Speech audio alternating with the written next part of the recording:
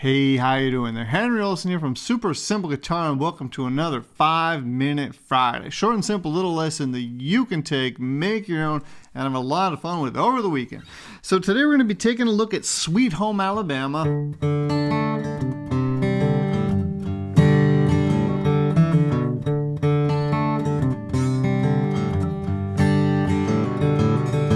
And I'm going to be showing you a slightly different way of getting through those little licks than the original, because the original is actually pretty challenging to play it in the proper tempo and get really all the notes in there.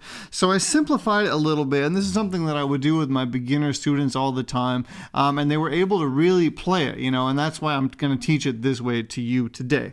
I'm sure there's a lot of other lessons out there that really go into the note by note, but again, that's quite challenging. So this is going to be, if you're kind of at the beginner level or just starting to play little licks, this is going to be perfect for you, okay? I also have a free tab that you can go download that's going to show you note by note what's happening.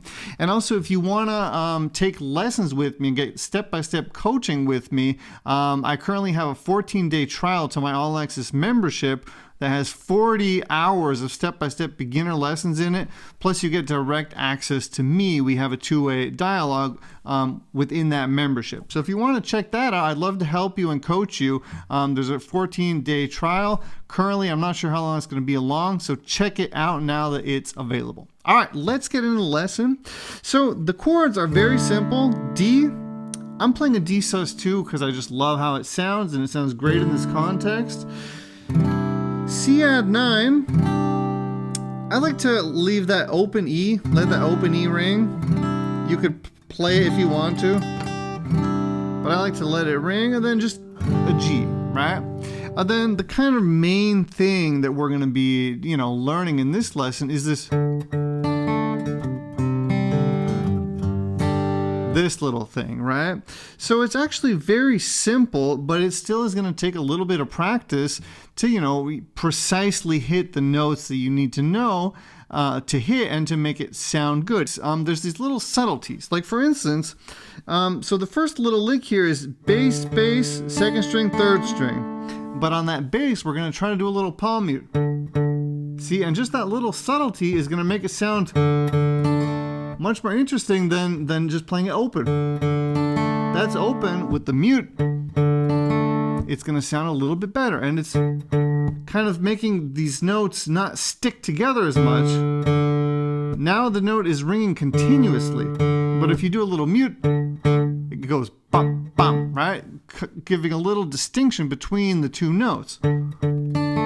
So those little subtleties, even when you're playing something that seems so simple, there's always depth to what you can do, right? And this is a great example of that, and a great tune to practice playing with dynamics and not just playing, open notes, but really trying to get subtleties.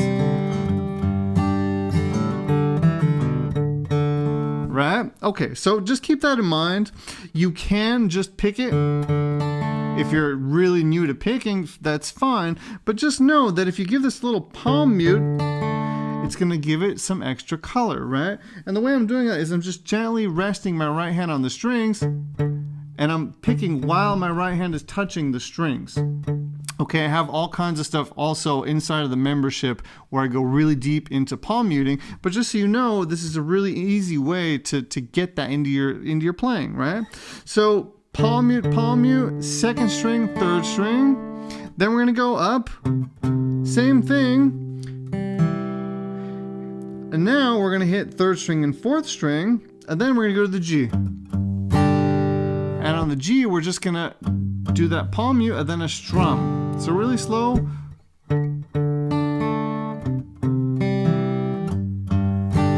another thing that you could do on this chord would be have that open fourth string instead of having your finger here. Both sound good.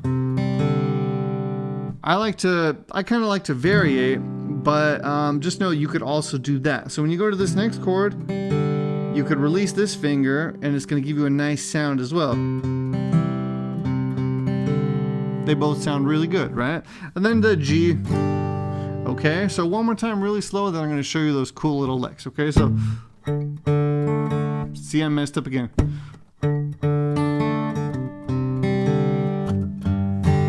One more more time.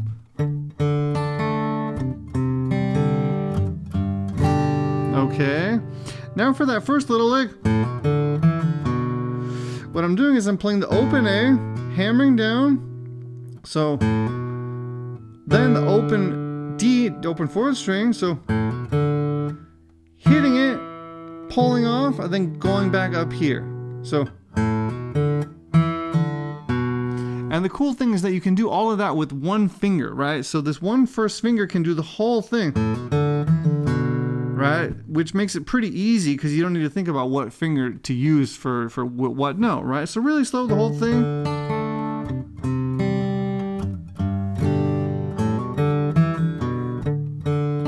See that?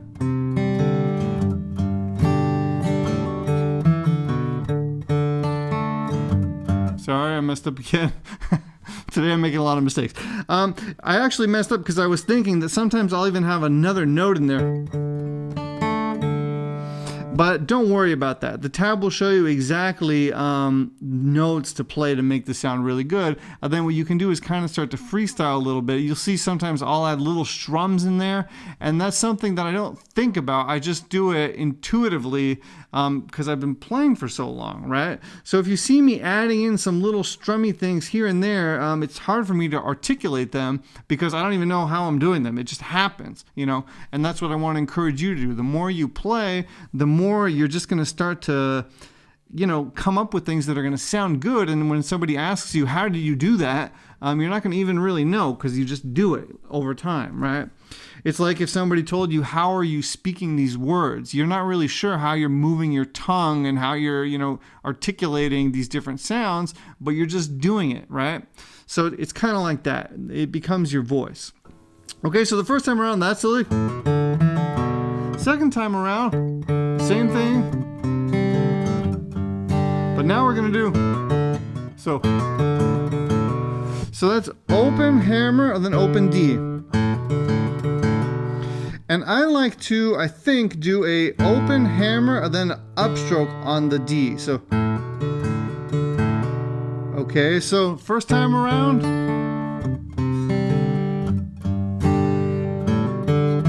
Second time around.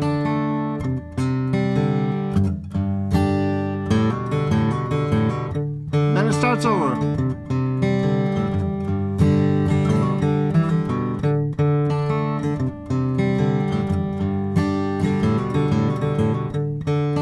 One more time.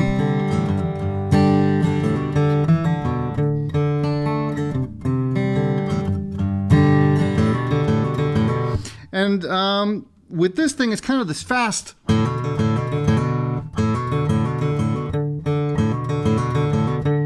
Right, the timing, you're going to have to play with it a little bit. But it'll be pretty easy to get and a lot of fun to practice, okay? So that's about that. I hope that I didn't make too many mistakes in this lesson for you to respect me less. It's just hard to talk and articulate these things and play at the same time, okay? Up to tempo, I can do it really well, but as soon as you start slowing things down, and then thinking about what you're going to say next, it's easy to make mistakes. So anyways, I hope you like this lesson. Again, there's a free tab to see exactly note by note how to do this. And also, if you want to go deeper with me, again, I have my All Access membership where I will coach you personally. You can email me anytime you want to or send me videos you playing. I'll give you feedback. There's a 14-day free trial for that also.